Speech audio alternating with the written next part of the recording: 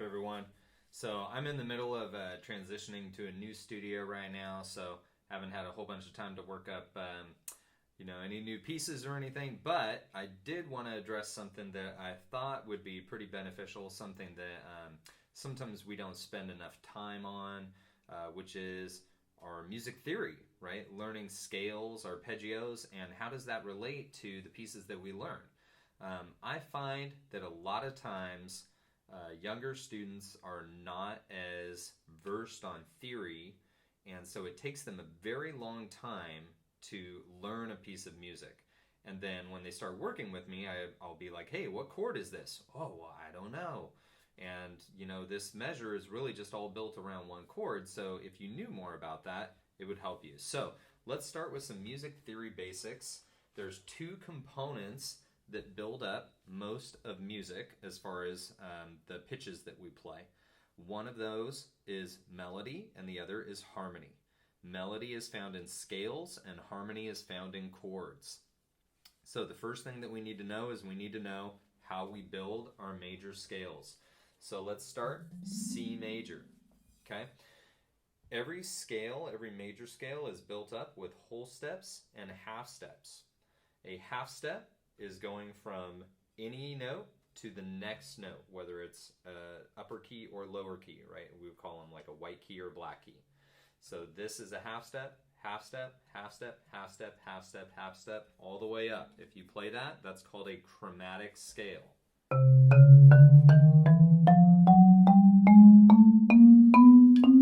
Okay, chromatic scale.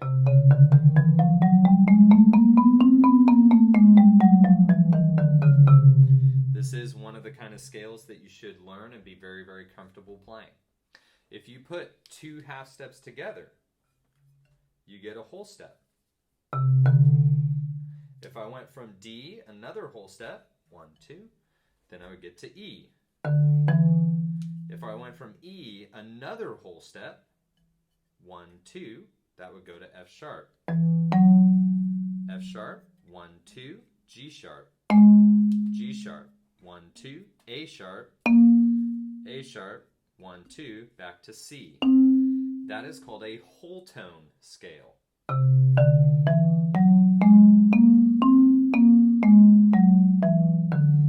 So, fast review. Scale with all half steps, chromatic.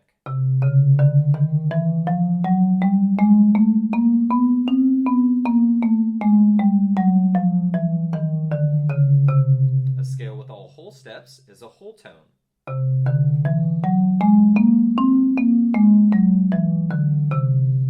Okay, both of these scales you should practice 2 octaves up and down.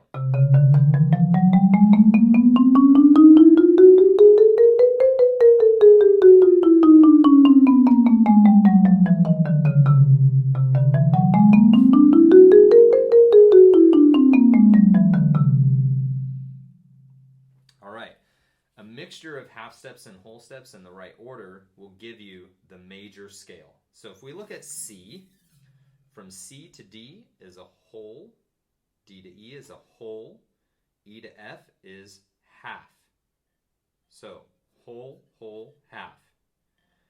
F to G is whole, G to A is whole, A to B is whole, and B to C is half. So the C major scale and every major scale is starting at C, whole, whole, half, whole, whole, whole, half. 2 wholes and a half, 3 wholes and a half. You should memorize this pattern because it builds every major scale. No matter what note you start on, if you apply this, you'll end up with the correct major scale. Whole, whole, half, whole, whole, whole, half. Let's try it starting on G.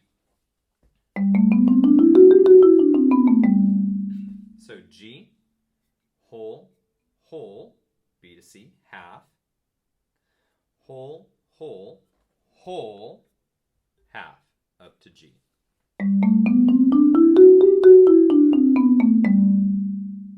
Okay, one that's maybe more complicated if you're just starting out, maybe you've never even tried this scale before.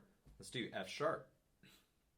F sharp, whole, whole, half to B, then whole, whole, whole, half.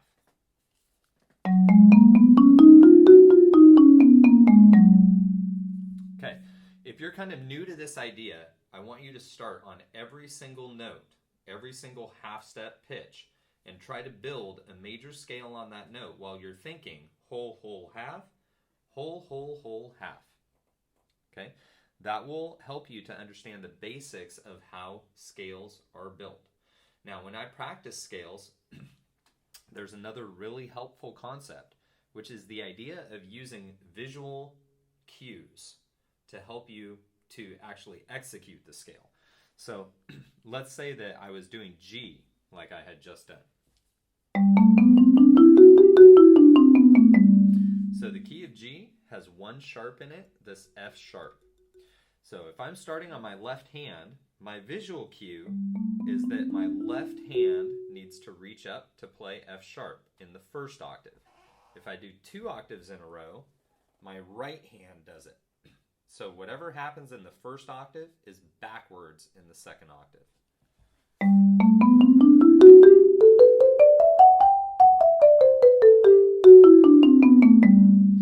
So the visual cue I'm watching for is left hand, right hand.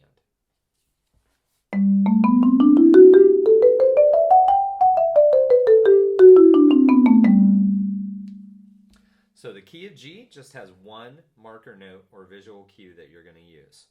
Let's go to the key of D. So I'm going to take D and I'm going to do whole, whole, half, whole, whole, whole, half. So this scale has 2 black keys, F sharp and C sharp. If I start on my left hand, left, left. Second octave will be right, right. Right, right. Okay, as a scale.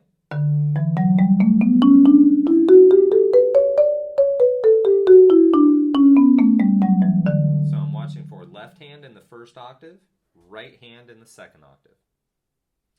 Now, there's 4 scales that use a different grouping. In this one, I was looking for specific left hand notes or specific right hand notes. There's 4 scales. Let's start on E.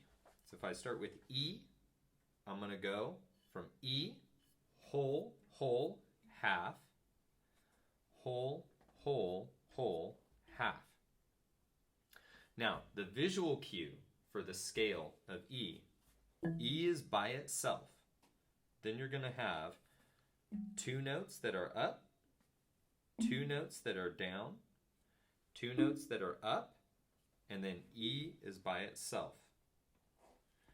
2 that are up, 2 that are down, 2 that are up, and then E is by itself.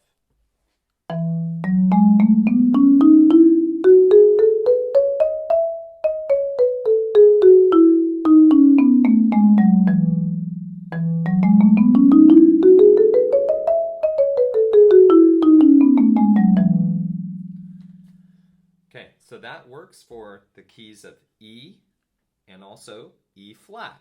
E flat is by itself, 2 notes that are down, 2 notes that are up, 2 notes that are down, and then E flat is by itself.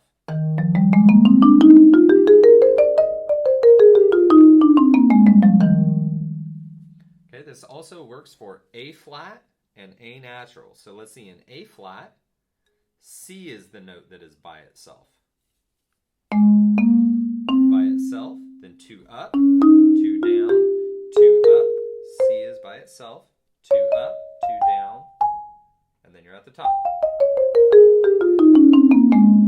In A, C sharp is by itself.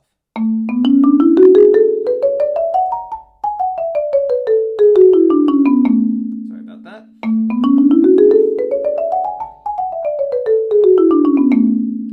Okay, so using this method of actually visualizing the scale that you're playing can help you to play them much faster because you're not really looking for specific note names anymore, right? Instead, you're looking for this visual target that you're supposed to be hitting. Marimba is such a visual instrument, right? We don't have tactile contact with it like a clarinet or trumpet or flute. We really want to rely on what we see to help us to execute.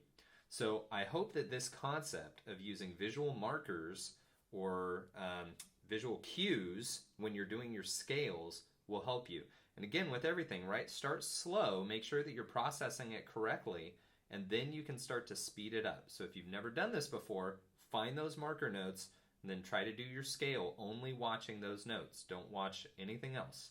I think that you'll find you'll be able to execute them faster and with more accuracy. All right, thanks. We'll see you guys next week. We'll do a little bit more on scales and then how that branches off into learning your chords.